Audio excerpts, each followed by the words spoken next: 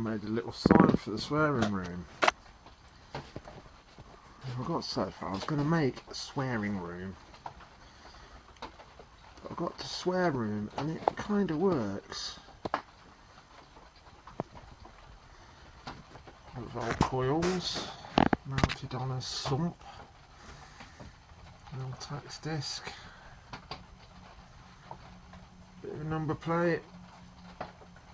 Valve springs. Now, let me tell you something. The majority of the swearing went into this. Oh my god, the air was blue. Oh. This one had its fair share as well.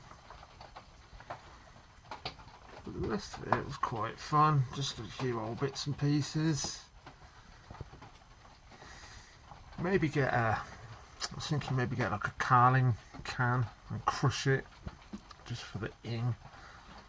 Well, I don't drink the stuff, but it would look pretty cool. Yeah, that's been my last day and a half messing around.